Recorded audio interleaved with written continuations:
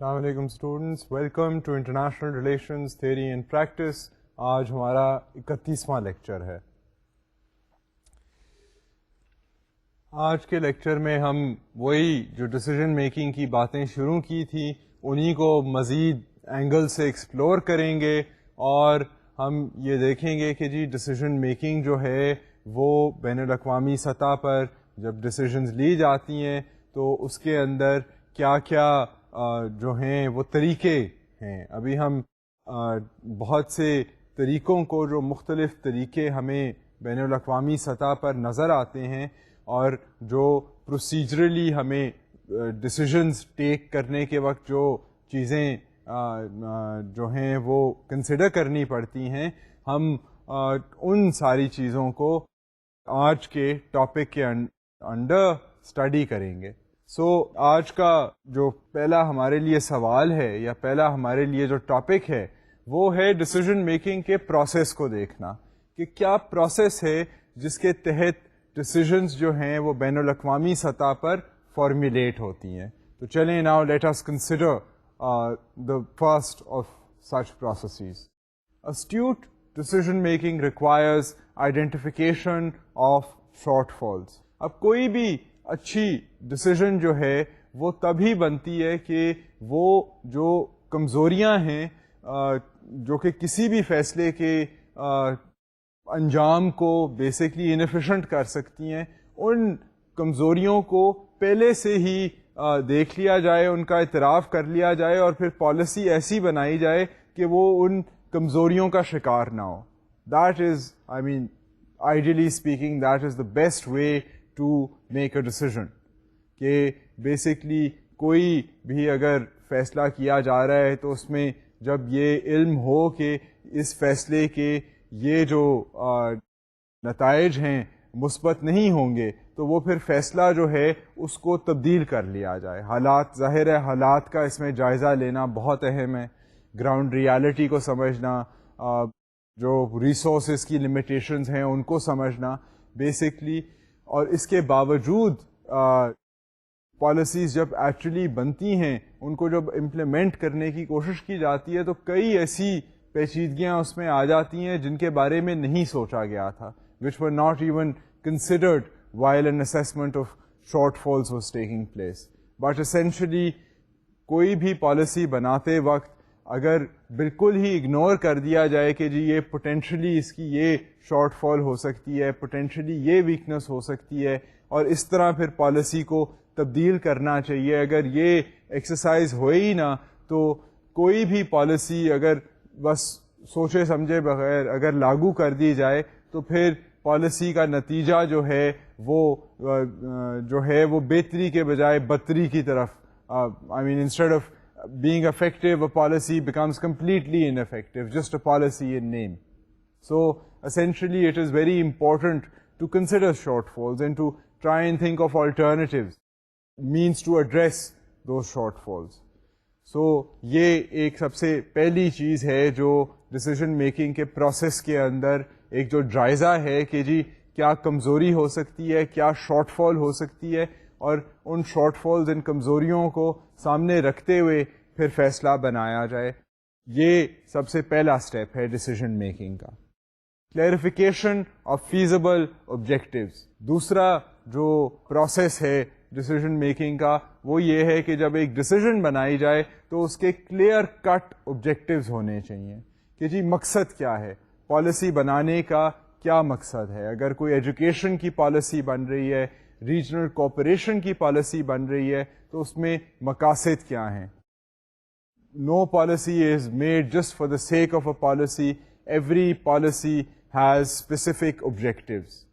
And specific objectives, اگر آپ let's say we are talking about economic cooperation تو اس کے specific objectives ہوں گے کہ foreign direct investment جو ہے وہ انکریز کرے گی۔ اگر 2 ممالک یا 6 ممالک آپس میں اکنامک کوآپریشن کی کوئی ڈیسیژن کرتے ہیں تو اس میں معاہدے کے اندر کلیئر کٹ آبجیکٹیو ہونے چاہیے کہ جی ایک دوسرے ملکوں کے اندر جو انویسٹمنٹ ہے ڈائریکٹلی اس کو پروموٹ کیا جائے گا، اس کو انکریز کیا جائے گا، اس کی وجہ سے امپلائمنٹ جو ہے وہ انکریز ہوئے گی۔ اس کی وجہ سے فارن ریزروز جو ہیں وہ بڑھیں گے. تو یہ کلیئر کٹ اسپیسیفک آبجیکٹیوز ہیں. And it is also important to have feasible objectives. مطلب یہ نہیں کہ اگر اکنامک تعاون کی بات ہو تو اس کے ساتھ آبجیکٹیوز جو ہیں وہ سیاسی لگا دیے جائیں. مطلب ہو سکتا ہے کہ اس کے سیاسی بھی نتائج ہوں یا سیاسی انفلوئنسز ہوں اکنامک کوآپریشن کے, but essentially those will be much more dilute, they will be much weaker. So essentially it is important کہ ایک جو پالیسی ہے اس سے جو ریلیٹڈ ایشوز ہیں وہ آبجیکٹیوز ہوں, ورنہ پالیسی میں فوکس نہیں رہے گا. So it is important to identify clear-cut objectives and to have feasible objectives جن کا ڈائریکٹ لنک ہے with a particular decision. And یہ آبجیکٹیوز جو ہیں یہ پھر آگے جا کر ایک پالیسی کو اسیس کرنے میں, ایویلیویٹ کرنے میں مدد دیتے ہیں. بیکاز جب ہمیں پتہ ہو کہ جی فلاں پالیسی کے ذریعے ہم نے یہ چیزیں حاصل کرنی تھی, تو جب وہ پالیسی لاگو ہو جائے گی تو پھر ہم دیکھیں گے کہ کیا جو فلاں چیزیں حاصل کرنی تھیں, اکنامک گروتھ حاصل کرنے کے لیے فارن ڈائریکٹ انویسٹمنٹ جو تھی وہ کیا انکریز ہوئی ہے, کیا امپلائمنٹ کی اپرچونیٹیز ان ممالک میں بڑھی ہیں. سو یہ کلیئرفیکیشن جو ہے آبجیکٹیوز کی یہ لازمی ہے, even to consider the ultimate effect of a decision, of a policy decision. obtaining relevant facts and identification of alternatives. It is also very important جب ڈیسیژن ایک لی جا رہی ہو to know the real facts, کہ کیا ground reality کیا ہے, کیا ریسورسز ہیں, کیا پوٹینشیل فار کوآپریشن ہے, اور جہاں پر زیادہ ممالک شامل ہوں تو وہاں it is very necessary not only to know these ground realities concerning one's own country, but also to know ground realities concerning the other country. So essentially a proper policy can be made that will actually be accepted and implemented by everyone involved. And this is particularly interesting اگر آپ بین الاقوامی سطح پر دیکھیں, development کی policies بہت سی بنتی ہیں. زیادہ تر امیر ممالک جو ہیں وہ پالیسیز بناتے ہیں غریب ممالک کے لیے. تو اب غریب ممالک کے لیے جب وہ پالیسیز بناتے ہیں تو ان کو زیادہ اگر غور وہ اگر کریں اینڈ گراؤنڈ ریالٹیز کو دیکھیں غریب ممالک کی, تو پھر وہ ایسی پالیسی بنائیں گے جو غریب ممالک میں واقع چل سکے. زیادہ تر یہ نظر آتا ہے کہ پالیسیز تو اتنی ٹیکنیکل اور اتنی ڈیفیکلٹ بن جاتی ہیں, but they don't reflect the ground reality. جو ایک ملک کی اندرونی حالت ہے اس کو وہ سمجھ ہی نہیں سکتی, اور اس لیے نتیجتاً وہ پالیسیز جو ہیں وہ چلنا ان کا بہت مشکل ہو جاتا ہے. So now this is some thing that deserves attention in the real world, that all relevant facts should, as much as possible, should be known and should be used in making a policy. So the policy is actually implementable on the ground. صرف لفظی معنوں میں policy اچھی نہ لگے, وہ actually execute بھی ہو سکے.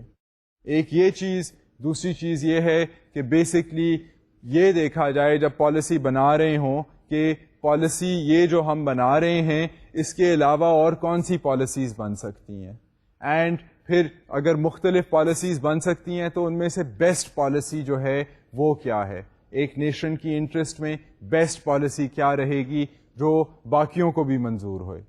سو یہ آلٹرنیٹیوز کا جائزہ بھی جو ہے یہ بھی لازمی ہے. obtaining feedback during implementation to make policy modifications. یہ اسٹیپ جو ہے, پروسیس جو ہے, یہ بہت لازمی ہے ڈیسیژن میکنگ میں, کہ جب ایک پالیسی لاگو ہو گئی ہے تو فیڈ بیک لیا جائے, on feedback from the ground, feedback from the people who are involved, کہ دیکھا جائے کہ پالیسی لاگو کر کے کوئی مشکلات تو سامنے نہیں آ رہی, کیا انیفیشنسیز ہیں, کیا کمزوریاں ہیں ایک پالیسی کے اندر, اینڈ یہ جب فیڈ بیک ان رسپانس ملے تو اس رسپانس کی لائٹ میں پھر پالیسی کو تھوڑا سا تبدیل کیا جائے, کانسٹنٹلی ماڈیفیکیشن کی جائے. سو a policy can actually achieve its outcomes, can achieve its objectives. So now these are the processes by which a good policy can be made in international relations. اب decision making کی چند theories ہیں, بالخصوص ہم یہ بہت ساری جو باتیں کر رہے ہیں یہ آپ کو انٹرنیشنل ریلیشنز میں تو آبویسلی امپورٹنٹ لگیں گی, بٹ آپ اس کو ایک آرگنائزیشن کی سطح پر بھی سوچ سکتے ہیں, ایک ادارے کی سطح پر, ایک اسٹیٹ کے اندر جو پالیسیز لگتی ہیں ان کے بارے میں بھی سوچ سکتے ہیں. ہم زیادہ فوکس کر رہے ہیں international relations per, but decision making کے جو پروسیسز ہیں وہ بائی اینڈ لارج سملر ہیں, چاہے وہ ایک ادارہ پالیسی بنا رہا ہو, چاہے وہ ایک اسٹیٹ بنا رہی ہو, چاہے وہ ایک گروپ آف اسٹیٹس بنا رہی ہوں.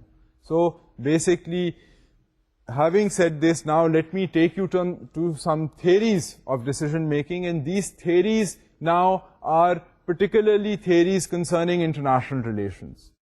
Organizational process model views the state as an organization obtaining input from different units to reach a decision. اب یہ ایک آرگنائزیشنل پروسیس ماڈل جو ہے یہ بیسکلی کنسیڈر کرتا ہے ایک اسٹیٹ کو لائک این آرگنائزیشن. جس طرح آرگنائزیشنز میں ڈیسیژن لی جاتی ہے, کسی بھی ادارے کے اندر مختلف شاخیں ہوتی ہیں, تو ساری شاخیں جو ہیں وہ اپنی انپٹ دیتی ہیں, اور پھر جو مینیجرز ہوتے ہیں اور ڈیسیژن میکرز ہوتے ہیں, ڈائریکٹرز ہوتے ہیں, وہ ایک پالیسی بنا لیتے ہیں. سو بین الاقوامی سطح پر بھی یہ اسٹیٹس کے بیہیویئر کو بھی اسی طرح اسٹڈی کیا جا سکتا ہے, اور وہ آرگنائزیشن کا جو فریم ورک ہے اپلائی کیا جا سکتا ہے, اور اس میں یہ اسٹیٹ کو جب آرگنائزیشن سمجھا جاتا ہے تو اس میں پھر اسٹیٹ میں جو مختلف سیکٹرز ہیں, مختلف جو شعبے ہیں, ڈیفینس ریلیٹڈ مثال کے طور پر, economics and commerce related, scientific aspects پہ جو ادارے کام کر رہے ہیں, ان سب سے انپٹ لے کر اگر ایک ویژن بنانی ہو ایک ملک کی, کہ ایک ملک جو ہے وہ 15 سالوں میں کہاں جائے گا, یا اس کے لیے کوئی پروگرام بنانا ہو, تو ان سارے مختلف اداروں سے انپٹ لے کر پھر جو ٹاپ لیڈرشپ ہے وہ آرگنائزیشنل ماڈل کے ذریعے ایک کنسالیڈیٹڈ پالیسی بنا سکتی ہے for development, for economic prosperity, for security etcetera. So یہ ایک جو ماڈل ہے, دس بیسکلی اس میں اہم بات یہ ہے کہ this model thinks of a state like an organization. جس طرح آرگنائزیشن مختلف اداروں اپنے ڈپارٹمنٹ سے انپٹ لے کر ایک فیصلہ بناتی ہے, اسی طرح یہ جو ماڈل ہے یہ اسٹیٹ کو بھی اسی انداز سے ٹریٹ کرتا ہے کہ اسٹیٹ بھی مختلف اپنے اسٹیک ہولڈر سے, اپنی شاخوں سے انپٹ لے کر ایک پالیسی بناتی ہے.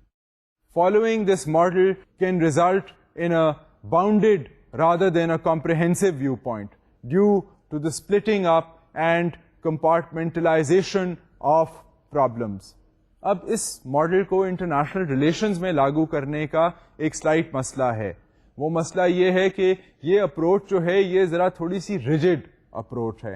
اس میں ذرا بٹوارے ہوئے ہیں بٹوین مختلف اسپیشلائزڈ ڈپارٹمنٹس, اینڈ وہ اسپیشلائزڈ جو ڈپارٹمنٹس ہیں دین دے گیو دیئر انپٹ, اور اس میں پھر پرابلم جو ہے وہ پورا ہولسٹکلی پرابلم نظر نہیں آتا. انٹائر پکچر جو پرابلم کی ہے اس کی نوعیت جو ہے وہ لوز ہو جاتی ہے. کیونکہ فرض کریں اگر ایک لارج گول ہے to achieve growth and prosperity, اور to make a country stronger, to advance the national interest of a country. اس میں یہ ہے کہ پھر جب مختلف شعبے جو ہیں وہ اپنی انپٹ دیں تو ہو سکتا ہے ان کی جو انپٹ ہے وہ بہت محدود انپٹ ہو. وہ ہر ادارہ جو ہے وہ اپنی انپٹ کو ایسے دے کہ وہ کانٹرڈکٹ کرے باقیوں کی انپٹ کو, کیونکہ وسائل ہوتے ہیں محدود. فرض کریں ایک ملک کے پاس کروڑ روپیہ ہے اور اس نے ڈیسائیڈ کرنا ہے کہ وہ کیسے اخراجات کرے, کیسے پروگرام بنائے کہ ملک جو ہے وہ ترقی کرے گا. اب اس میں اگر وہ مختلف شاخوں سے اوپینین لے اور ان شاخوں کے اوپینین کو ڈسٹل نہ کرے اور صرف انپٹ لے کر یہ کہہ دے کہ جی اچھا 10 مختلف سیکٹرز ہیں اگر ملک میں, اور ان سیکٹرز میں آرگنائزیشنز ہیں تو 10-10 لاکھ روپیہ سب کو ملے گا, تو اس میں یہ ہے کہ ہو سکتا ہے کہ ضرورت کچھ ایسی ہو, لارجر حالات ایسے ہوں کہ اتنی کمپارٹمنٹلائزڈ اپروچ استعمال نہیں ہو سکتی. مگر اگر یہی اپروچ استعمال کی جائے تو پھر جو لارجر پکچر ہے وہ سم ٹائمز چھوٹے حصوں میں جو ہے وہ نظر آتی ہے، اور لارجر پکچر کی نوعیت جو ہے وہ آؤٹ آف فوکس ہو جاتی ہے. سو یہ ایک قسم کی کمزوری ہے، کیونکہ اسٹیٹ جو ہے وہ ادارہ نہیں ہے. State represents the aspirations of the entire nation.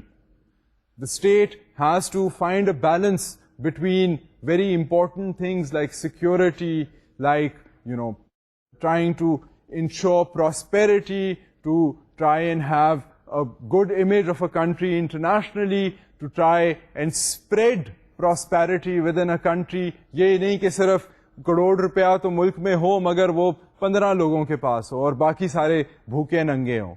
So state کو بہت سے جگلنگ ایکٹس کرنے ہوتے ہیں، اینڈ اگر وہ صرف ڈپارٹمنٹ سے ہی، مختلف ڈپارٹمنٹ سے ہی ان پٹ لے کر ایک ان کو اکٹھا کر کے پالیسی بنا دے تو لارجر پکچر جو ہے، جو ایک ڈائنامک پکچر ہے، پرابلم چاہے وہ پرابلم ہے چاہے وہ ایک پازیٹیو گول ہے، وہ اس میں جو ڈائنامک ایسپیکٹس ہیں وہ سلائٹلی لوز ہو جاتے ہیں. سو یہ ایک نقصان ہے اس قسم کے ماڈل کا ڈسیزن میکنگ اسٹڈی کرتے وقت. Rational actor model considers states as monolithic entities whose leaders try to maximize national interests as a whole. Kissinger, among others, has favored this model of how states should make decisions. اب Henry Kissinger جو ہیں یہ بڑے famous international relations کے scholar بھی ہیں، and he has served with the US government and he has had a great impact on US foreign policies. So Kissinger جو ہیں یہ اس ماڈل کی تصدیق کرتے ہیں اینڈ کہتے ہیں کہ بیسکلی اسٹیٹس جب فیصلے کر رہی ہوں، ڈسیزنز انہوں نے بنانی ہوں، تو انہیں چاہیے کہ یہ ریشنل ایکٹر جو ماڈل ہے اس کو یوز کریں. اس میں یہ ہے کہ بیسکلی اسٹیٹ کو ایک مونولیتھک اینٹی کی طرح ٹریٹ کیا جاتا ہے. مونولیتھک میننگ کہ ایک اسٹیٹ جو ہے وہ ایک انٹائر یونٹ ہے، اسٹیٹ کے بٹوارے ہی نہیں کیے جا سکتے انٹو ڈفرینٹ ایکٹرز. ایک اسٹیٹ جو ہے وہ خود بخود ایک انڈیویجول اینٹی ہے.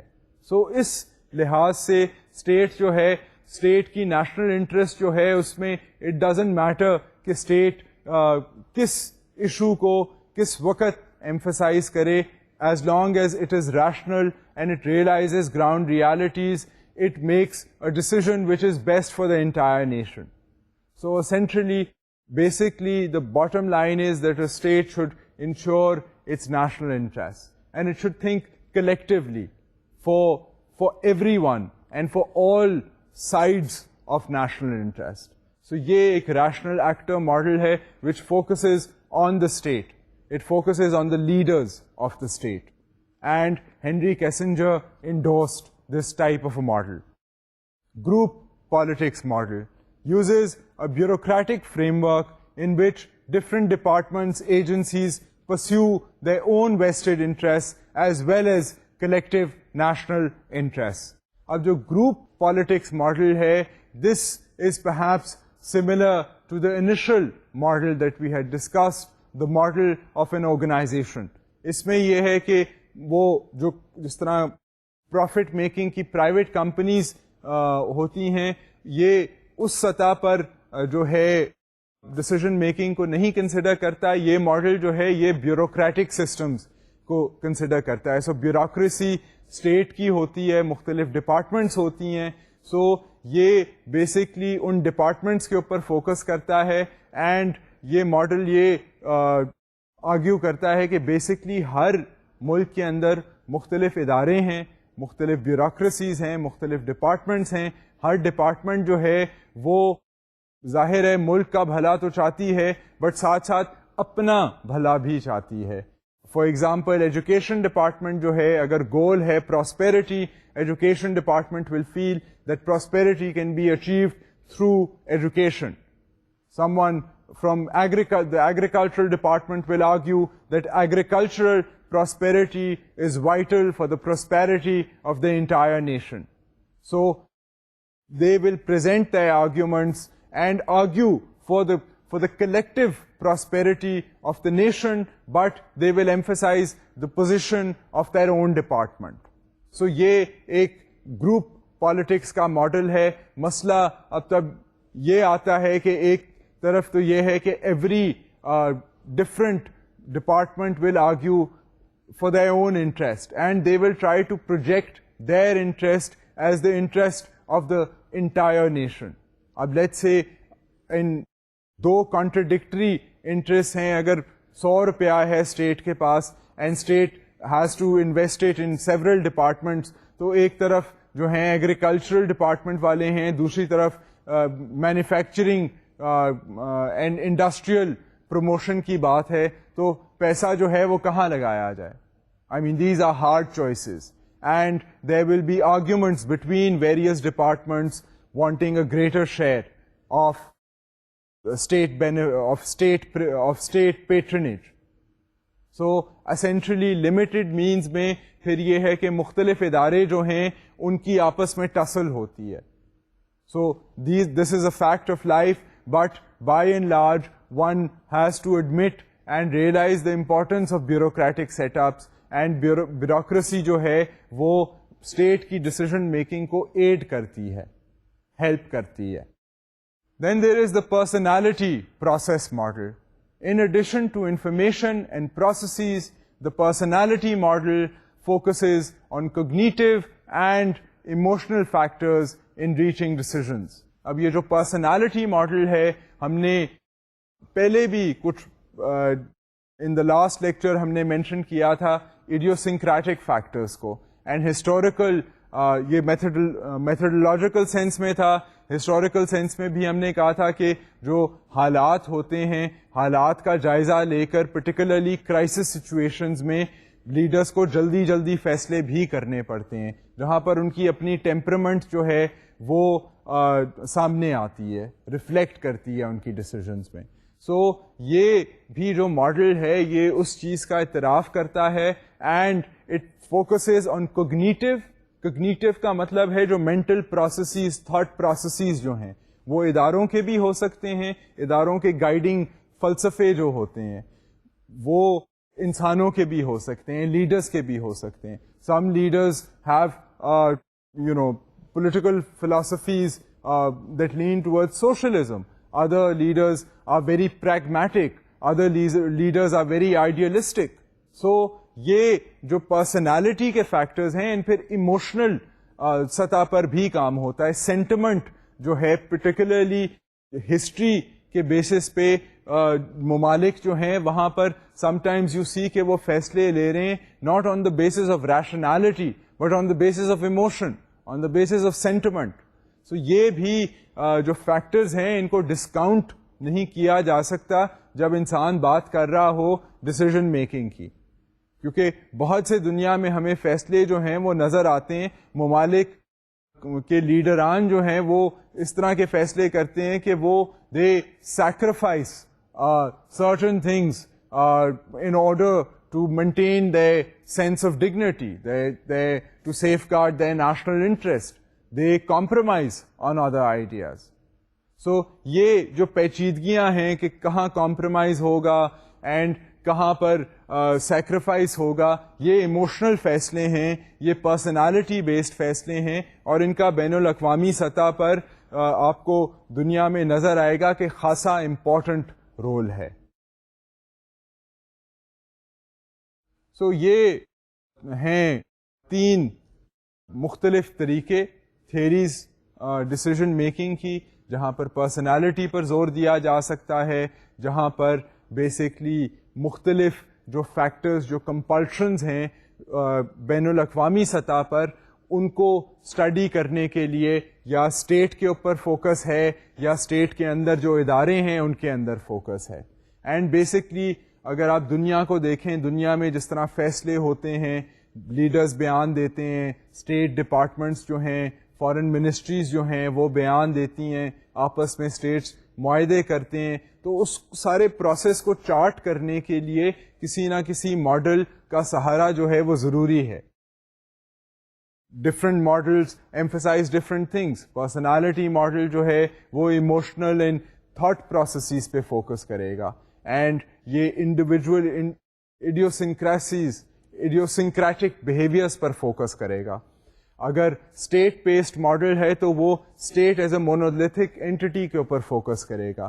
اگر بیوروکریٹک ماڈل ہے تو وہ جو مختلف ڈپارٹمنٹس ہیں اور وہ ایک اسٹیٹ کو کس طرف لے جا رہی ہیں اس کے اوپر فوکس کرے گا. And these types of focuses then help us understand those simultaneous and constant profusion of decisions.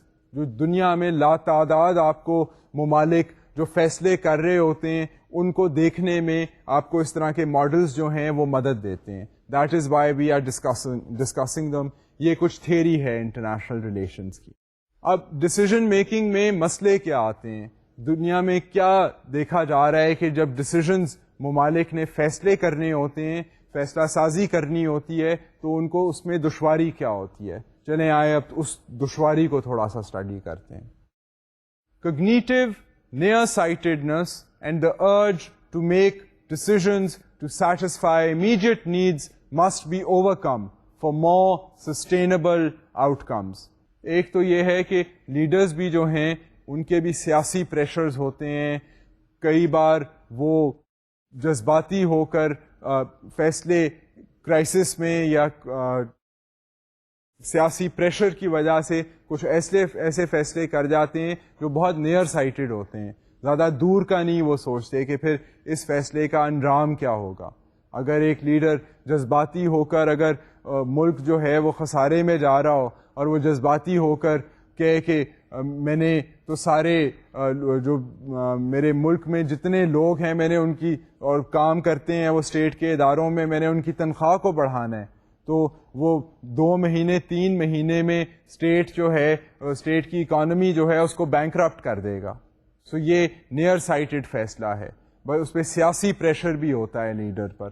Leader اگر لوگ جو ہیں وہ بہت اگر تنگ آئے ہوئے ہوں اور وہ سڑکوں پر نکل آئیں کہ جی مہنگائی اتنی ہو گئی ہے, تو لیڈر کو کچھ نہ کچھ کرنا پڑے گا.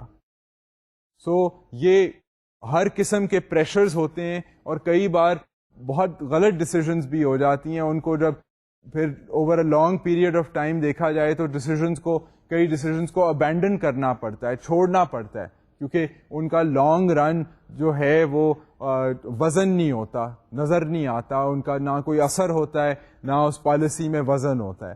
پھر پالیسیز جو ہیں وہ ابینڈن ہو جاتی ہیں, ان میں جتنے اخراجات گئے ہوتے ہیں وہ ضائع چلے جاتے ہیں. سو یہ نیئر سائٹڈنس جو ہے اس سے بچنا, اس ٹینڈنسی سے بچنا کہ امیجیٹ نیڈ کو بس پورا کر لیں, امیجیٹ مسئلے کو حل کر دیں, آگے دیکھی جائے گی. States can not afford to do this. I mean, they do make mistakes, but then the consequences are very serious.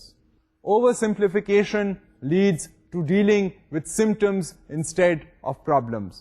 کئی بار یہ بھی ہوتا ہے سیاسی پریشرز کی وجہ سے, نیئر سائٹڈنس کی وجہ سے, کہ سمٹم جو ہے اس کے اوپر زیادہ فوکس ہوتا ہے, سمٹم کے پیچھے جو اصل مسئلہ ہے اس کے اوپر کم فوکس ہوتا ہے. مثال کے طور پر لا اینڈ آرڈر ٹائپ اگر سچویشن بن جائے کہ لوگ جو ہیں وہ بہت زیادہ اگر کرمنل لیٹ سے ایکٹیویٹی میں انگیج کر رہے ہیں, تو یہ this could be a symptom for lack of employment opportunities, this could be a symptom of general agitation in a country, this could be a symptom of some larger, deeper socio-cultural issues. اب ان issues کے اوپر اگر focus کیا ہی نہ جائے اور focus کیا جائے کہ جو احتجاج کرے گا یا جو کوئی غیر قانونی حرکت کرے گا اس کو پکڑ لو اور اس کو سزا پر سزا دو, تو یہ تو صرف سمٹم کو ٹریٹ کرنے والی بات ہے. جو سمٹم کے پیچھے جو جڑ مسئلہ ہے اس کو ٹریٹ کرنے والی بات نہیں ہے. اینڈ یہ بین الاقوامی سطح پر بھی نظر آتا ہے, اور ویسے بھی ملک کے اندر بھی جو فیصلے ہوتے ہیں, فیصلہ سازی ہوتی ہے, اس میں بھی کئی بار یہ نظر آتا ہے کہ مسئلہ جو ہے اس کے حل کے اوپر زیادہ فوکس نہیں ہوتا. جو مسئلے کی وجہ سے جو پریشانیاں ہو رہی ہوتی ہیں ان پریشانیوں کو خالی دور کرنے کی کوشش ہوتی ہے, جس سے پریشانی جو ہے وہ اکثر بڑھ جاتی ہے.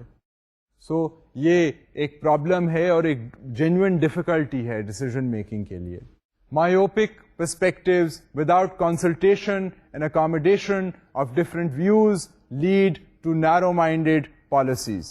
Myopic perspective کیا ہوتا ہے؟ تنگ نظری سے اگر کوئی چیز کو دیکھا جائے, تنگ نظری سے اگر کسی بھی فیصلے کو کرنے کی کوشش کی جائے, باقی لوگوں کے اوپینینز کو نہ سنا جائے, گراؤنڈ ریالٹی کو نہ دیکھا جائے, بس اپنی مرضی کرنے کی کوشش ہو, تو پھر اس سے یہ ہوتا ہے کہ جو نتیجتاً پالیسی نکلتی ہے وہ لوگ اس کو مانتے نہیں ہیں, اس کے اوپر عمل نہیں کرتے, اینڈ بہت سی اس کی مخالفت ہوتی ہے پالیسی کی. اس لیے اٹ از وائٹل کہ تنگ نظری سے کام نہ لیا جائے. پالیسی جو ہے وہ صرف ایک بندے نے چلانی نہیں ہوتی, وہ بہت سے اس میں ادارے جو ہیں انوالو ہوتے ہیں, بہت سے لوگ جو ہیں متاثر ہوتے ہیں. اس لیے it is necessary that basically an open-minded approach to policy formulation should be there. And یہ open-mindedness اگر نہ ہو تو پھر policy making particularly between countries is very difficult. کیونکہ every state is a sovereign state, every state will do at the end of the day what it thinks is in its national interest. اگر ایک state جو ہے وہ تعاون بھی کرنا چاہے کسی اور state کے ساتھ but only on its own terms, تو دوسری اسٹیٹ جو ہے وہ اس کے ساتھ تعاون نہیں کرے گی. unless the state, one state can make a policy that is acceptable to another state, this type of interaction will not take place. Or for some selfish motives, or because of the fear of a more powerful state, اگر دوسری state اس کے ساتھ معاہدہ بھی کر لے گی تو اس معاہدے کا نتیجہ جو ہے گراؤنڈ پر وہ کم ہی نظر آئے گا. So it is important to have a broad approach, to realize that many people are involved in the decision-making process and in the implementation of decisions. So flexibility honi chahiye at the time of making policies rather than being very myopic. Preconceived notions or distortion of facts can be used to justify favored decisions. اب کئی بار کیا بلکہ اکثر دنیا میں یہ نظر آتا ہے کہ فیکٹس جو ہیں ان کو ڈسٹورٹ کر دیا جاتا ہے, یا پری کنسیوڈ نوشن کے بیسس پر فیصلہ جو ہے, فیصلہ سازی جو ہے وہ کی جاتی ہے.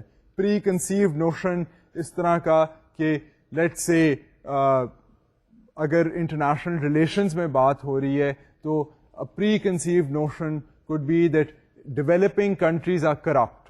Now, for a rich country that has money to give to a poor country, when it is giving money, it will make a policy that basically anti-corruption کے اوپر جو ہے وہ بہت زیادہ فوکس کرنا چاہیے, کرپشن کی روک تھام کرنی چاہیے. یہ ایک پری کنسیو نوشن ہے, چاہے ملک میں کرپشن ہو یا نہ ہو.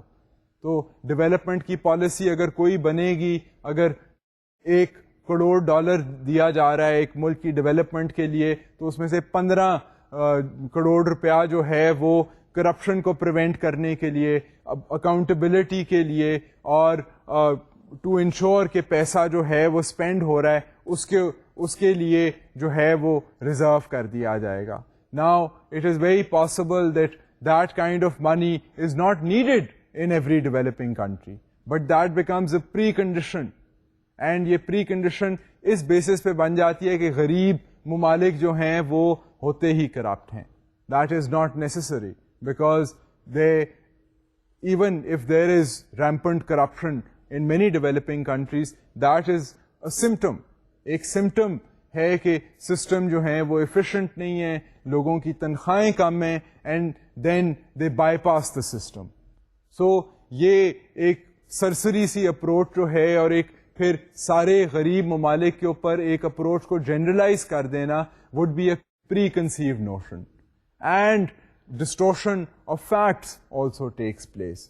آئی مین کئی بار جو ہیں, اگر let's say security and strategic issues پر ہم بات کر رہے ہیں, تو وی سی کہ تھریٹ پرسیپشن جو ہے اس کو انکریز کر دیا جاتا ہے by distorting facts, by exaggerating facts, by hiding certain facts. So these types of things also happen, and this is a major difficulty in making decisions, because اس کی وجہ سے پھر جو ڈیسیژن لی جاتی ہے وہ غلط ہوتی ہے, اس کے پھر نقصانات ہوتے ہیں. Prioritization is necessary given the numerous problems contending for a decision maker's attention. اب prioritize کرنا پڑتا ہے اس دنیا میں جہاں پر ہم رہ رہے ہیں, جہاں پر اسٹیٹس کے جو وسائل ہیں وہ محدود ہیں اور بہت سے مسائل ہیں. مطلب ہر اسٹیٹ کے پاس constantly there are many different areas which deserve attention, which require decision making. So اس لحاظ سے بین الاقوامی سطح پر بھی بہت سے simultaneous issues ہیں that deserve attention. اس میں prioritization کرنے کی بہت ضرورت ہے. And sometimes the priorities don't receive the right sort of attention, جن کے پھر نقصانات ہوتے ہیں. ہم پہلے بھی کولڈ وار میں سوویت یونین کا ایک کلاسیکل اگزامپل یوز کر چکے ہیں کہ اس کی اسٹیٹ کی پرائیورٹیز کچھ بین الاقوامی جو ایک ریس اور ٹینشن تھی اس کی وجہ سے سوویت یونین کی پرائیورٹیز جو تھیں وہ اتنی وارپڈ ہو گئی تھیں کہ it collapsed, it could not sustain itself. So یہ obviously now this is a big consequence of not prioritizing policies according to need and according to ground realities, but getting carried away. And اگر یہ prioritization صحیح نہ ہو تو پھر بہت سے مسائل پیدا ہو سکتے ہیں. ملک کے اندر اندرونی ٹرموائل, ڈسکنٹینٹ, ڈسپیرٹی, انیکوالٹی ہو سکتی ہے, اور بین الاقوامی سطح پر بھی یہ ہو سکتا ہے. ٹینشن بڑھ سکتی ہے ممالک کے درمیان, gap between the haves and the have nots بڑھ سکتا ہے, اینڈ کوآپریشن جو ہے وہ کوآپریشن سے بعد پھر کانفلکٹ کی طرف جا سکتی ہے. So it is very important to get priorities right when one is thinking about decisions. Making a right choice after thorough consideration of all relevant facts and alternatives is not easy. اب ہمارے لیے یہاں پر کھڑے ہو کر یہ سوچنا کہ جی سارے ہی فیکٹس جو ہیں وہ ممالک کو پتہ ہوں, اینڈ وہ سارے فیکٹس کو دیکھتے ہوئے, سارے آلٹرنیٹیوز کو کنسیڈر کرتے ہوئے ہمیشہ صحیح فیصلہ کریں, تو یہ کہنا بہت مشکل ہے. آئی مین کہ we should expect our own state and all the states in the world to always make the perfect decision.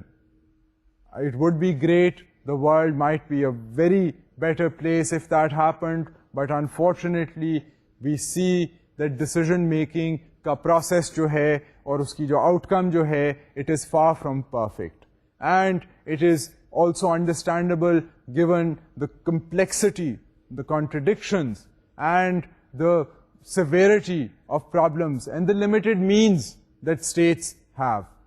So یہ decision making کا process آسان تو نہیں ہے.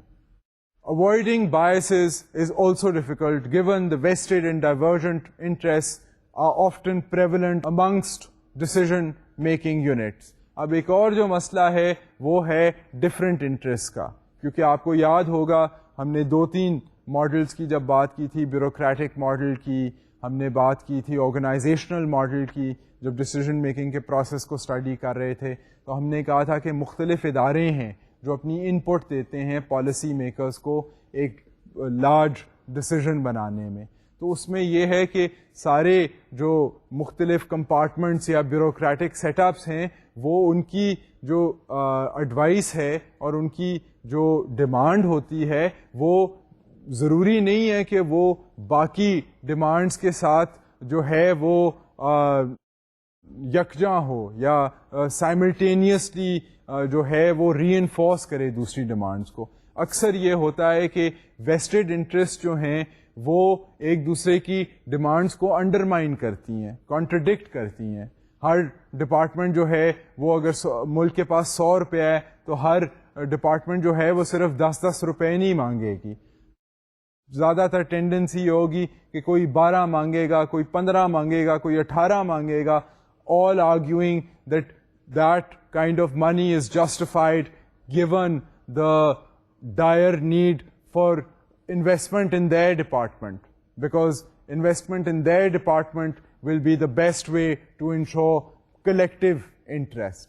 So ایک دوسرے کی جو ہے وہ پرائیورٹیز کو انڈرمائن بھی کرتی ہیں ڈپارٹمنٹس ایک اسٹیٹ کی, اور اسٹیٹس جو ہیں وہ ایک دوسرے کے ساتھ بھی اس طرح کا رویہ اختیار کرتی ہیں. سو یہ کانٹرڈکشنز جو ہیں یہ بھی ایک مسئلہ, ایک ہرڈل ہیں in effective decision making. Ideal situation تو یہ ہوتی کہ اسٹیٹس بھی ایئر مارک کر لیتی کہ گیون دا گراؤنڈ ریالٹی یہ بات فیزیبل ہے ہمارے لیے, یہ بات فیزیبل ہے باقی اسٹیٹس کے لیے, اینڈ ادارے بھی یہ فیصلہ کر لیتے کہ جی ہماری جو ایکچولی کنٹریبیوشن ہے اس کی نیشنل انٹرسٹ میں یہ نوعیت ہے, اینڈ ہم دوسروں سے وسائل چھیننے کی کوشش نہ کریں. بٹ یہ جو ویسٹڈ انٹرسٹ ہوتی ہے یہ ایک انسانی فطرت کا حصہ ہے, اینڈ اس کی وجہ سے کمپلیکیشن ہوتی ہے ڈیسیژن بنانے میں, پالیسی بنانے میں. Showing flexibility in view of divergent policy options and perceptions is needed to devise a sound policy that will be implemented by all. اب کیا کر سکتا ہے policy maker given all these difficulties؟ وہ یہ کر سکتا ہے کہ وہ ذرا تھوڑی سی فلیکسیبلٹی شو کرے, چاہے وہ لیڈر ہے, چاہے وہ ایک ملٹی لیٹرل ادارے کا ہیڈ ہے. اب جس طرح یو این کے جنرل سیکرٹری ہیں, انہوں نے بھی تو فیصلے کرنے ہوتے ہیں, انہوں نے غریب ممالک کی بات بھی سننی ہے, طاقتور ممالک کی بات بھی سننی ہے, سیکیورٹی کونسل کے ممالک کی بات بھی سننی ہے, سب کو اکٹھے لے کر چلنا ہے.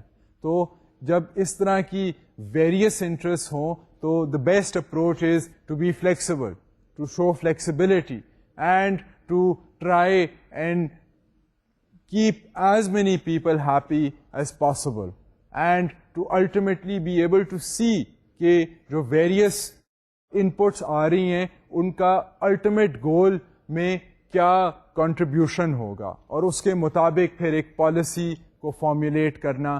That is the work of a skilled decision maker. Comparative analysis of decisions made in similar circumstances and candid and competent institutional support is vital for decision making in an increasingly complicated international environment. اب اگر آپ بین الاقوامی سطح پر دیکھیں تو you realise کہ جی بین الاقوامی سطح پر بہت complicated environment ہے. We are talking about different states having different interests. We are talking about different departments in different states having different interests. And we see a genuine difficulty for leaders in the world when they have to make decisions at times of crisis. We see genuine difficulties because of personal and emotional, historical factors that get in the way of making decisions. اس کی وجہ سے تنگ نظری میں بھی decisions بن جاتی ہیں, کچھ جلدی میں بھی بن جاتی ہیں, کچھ سیاسی پریشر کی وجہ سے بھی ڈیسیژنز بن جاتی ہیں, اور اس کی پھر امپلیکیشنز جو ہیں وہ ایک یا دو بندوں تک محدود نہیں. I mean this involves the fate of nations. So بین الاقوامی سطح پر decision making is a very important idea, and particularly if we have these very large goals in front of us, تو اس کے اندر پھر جو پالیسیز بنتی ہیں وہ جب تک افیکٹو نہیں ہوں گی تو ہمارے جو بنیادی گولز ہیں دنیا میں, جس طرح آپ ملینیم ڈیولپمنٹ گولز کی مثال لے لیں کہ جی 2015 تک جو ہے وہ دنیا میں غربت جو ہے اس کو ڈراسٹکلی ریڈیوس کیا جائے گا. دنیا میں جن لوگوں کے پاس صاف پانی کا ایکسیس نہیں ہے ان کو پانی فراہم کیا جائے گا. بیسکلی ہیومن ڈیولپمنٹ کو دنیا میں انشور کیا جائے گا, کیونکہ دنیا میں 1/3 of the world remains انڈیولپڈ, remains پور. سو اس طرح کی جب بڑی بڑی مشنز ہوں, بڑے بڑے گولز ہوں, اینڈ بہت سارے ممالک کے تعاون کی ضرورت ہو, آبویسلی زیادہ تر جو لوگ ہیں وہ غریب ممالک میں رہتے ہیں, ڈیولپنگ کنٹریز میں رہتے ہیں, اس لیے ڈیولپنگ کنٹریز کو انوالو کرنا نیسسری ہے. اس کے ساتھ ساتھ یہ ہے کہ ڈیولپڈ کنٹریز جو ہیں, جو پیسے دیتی ہیں ڈیولپنگ کنٹریز کو, ان کو بھی انوالو کرنا نیسسری ہے. بٹ یہاں پر پیچیدگی اس طرح آ جاتی ہے کہ they are contradictions and conflicts and tensions between developed countries and developing countries. Developing countries feel that developed countries exploit them, and because of that historical exploitation in the form of colonialism, for example, they have become more and more poor with the passage of time. So they have this resentment against developed countries. Developed countries feel that developing countries make a lot of excuses and shift a lot of blame onto developed countries, onto countries that have acted more responsibly, that have been able to advance with the passage of time. And these developed countries feel that when they try to help developing countries, the powerful and the corrupt leaders in developing countries take all the benefits and give nothing to their people. یہ میں آپ کو simplified arguments دے رہا ہوں, but میرا point یہ ہے کہ میں آپ کو یہ شو کر سکوں کہ اس طرح کی مختلف پرسیپشنز جو ہیں وہ واقعی بین الاقوامی سطح پر جو ہیں وہ نظر آتی ہیں, اور ان کی وجہ سے پھر یہ ہوتا ہے کہ ڈسیزنز جو ہیں, فیصلے جو ہیں, اب ڈیولپمنٹ گولز, ہم نے ملینیم ڈیولپمنٹ گولز کی بات کی ہے, جو یو این نے یہ ایک فیصلہ سازی کی ہے کہ جی 2015 تک دنیا کے جو بڑے مسائل ہیں ہیومن ڈیولپمنٹ کے لحاظ سے ان کو حل کرنا چاہیے. اس کے لیے بہت سی پالیسیز بنی ہیں, مگر پالیسیز جو ہیں وہ ڈیولپڈ اور ڈیولپنگ کنٹریز کے اشتراک سے کے تعاون سے ہی بن سکتی ہیں, اینڈ وہاں پر اس طرح کی ٹینشنز نظر آئی ہیں. پھر آپ کو اندرونی سطح پر مختلف شعبے جو ہیں ان کے درمیان بھی اس طرح کی contradictions, overlaps and tensions نظر آتی ہیں. You have the tendency of different departments wanting greater access to funds and arguing that investment in their particular department will result in the best outcome. And سارے ہی جب اس طرح argue کر رہے ہوں تو پھر فیصلہ سازی میں کس اپروچ کو انڈورس کیا جائے, کہاں پر انویسٹمنٹ کی جائے of very limited resources is an extremely difficult decision. So بین الاقوامی سطح پر یہ سارے فیکٹرز ہیں with which decision makers have to contend. اگر آپ بیسکلی بین الاقوامی سطح پر زیادہ مثبت ڈسیزن میکنگ کی تلاش میں ہوں تو پھر آپ یہ دیکھ سکتے ہیں کہ کمپیٹنٹ ڈسیزن میکرز وہ ہیں جو نہ صرف اداروں کے کانفیڈنس کو جیت سکیں بلکہ اس کے ساتھ ساتھ وہ بین الاقوامی سطح پر بھی جس طرح کا ٹرینڈ جا رہا ہو اس کا جائزہ لیتے ہوئے وہ مثبت اور فیزیبل پالیسی پیش کریں. اب فرض کریں پوری دنیا میں بات ہو رہی ہے جی گلوبلائزیشن کی, گلوبلائزیشن میں انکریز ٹریڈ کی بات ہو رہی ہے, تو اگر ایک غریب ملک ہے اٹ ہیز ٹو سی کہ اس کے جو اندرونی حالات ہیں, اس کا جو انسٹیٹیوشنل اسٹرکچر ہے, اس کی جو نیچرل ریسورسز ہیں, ان سب کو یوٹیلائز کرتے ہوئے وہ بین الاقوامی سطح پر بینیفیشلی ٹریڈ میں کیسے انگیج کر سکتا ہے. اگر ملک یہ جائزہ نہ لے, اگر وہ اندرونی جائزہ نہ لے, تو وہ ویسے ہی اگر انٹرنیشنل ٹریڈ میں اپنے لیے کوئی نہ کوئی جگہ تلاش کر بھی لے تو وہ ڈلیور ہی نہیں کر سکے گا. اس کے اندرونی حالات ایسے ہوئیں گے ہی نہیں کہ وہ جو گڈ ورلڈ مارکیٹ میں لانا چاہتا ہے وہ بن سکے. اس کی کوالٹی ہی اتنی گندی ہوگی کہ اس پرائس ہی اس کو انٹرنیشنلی صحیح نہیں ملے گی. سو یہ اندرونی جائزے کی کمزوری کی وجہ سے یہ پرابلم ہو سکتا ہے. اور دوسرا پرابلم یہ ہو سکتا ہے کہ اگر ایک ملک جو ہے وہ صرف اپنے اندرونی حالات کو ہی دیکھے اور باہر دیکھے ہی نہ کہ کیا ہو رہا ہے, تو پھر بھی ملک جو ہے وہ اچھی ڈیسیژن نہیں بنائے گا. مثال کے طور پر اگر انٹرنیشنل ٹریڈ کا ٹرینڈ ہے اینڈ ملک جو ہے وہ ایڈمنٹ ہوئے کہ وہ انٹرنیشنل ٹریڈ نہیں کرے گا, وہ صرف ایک کوٹا سسٹم کے ساتھ ایک اور ملک کے ساتھ تعاون کرے گا, تو بیسکلی اس کو سائڈ لائن کر دیا جائے گا گلوبل اکانومی میں. So it is necessary for a competent decision maker to look at internal institutional capacities to balance the various vested interests, and then to keep the other eye on the larger international scene کہ بین الاقوامی سطح پر کیا trend جا رہا ہے, باقی ممالک جو ہیں وہ کیا چاہتے ہیں, دنیا کا نظام جو ہے وہ کیسا ہے, اس کے اپنے ملک کی اس میں پلیسمنٹ بیسٹ کہاں ہو سکتی ہے. اس طرح کی کنسیڈریشنز کو سامنے رکھتے ہوئے decision makers will be able to make more competent decisions, and اس کمپیٹنسی کا بینیفٹ جو ہے وہ ایک ملک کی ترقی ہے, ایک ملک کی کا پروگرس ہے, ایک ملک کی ایڈوانسمنٹ ہے, ایک ملک کے لوگوں کے لیے بینیفٹس ہیں. سو given the fruits of this competency, it is necessary for leaders and decision makers to make good policies. And for students of international relations, it is important for us to realize کہ اچھی policy بننے کے لیے کیا criteria ہے, اچھی policy نہ بننے کی کیا وجوہات ہیں, کیا مشکلات ہیں ایک اچھی پالیسی بین الاقوامی سطح پر بننے میں.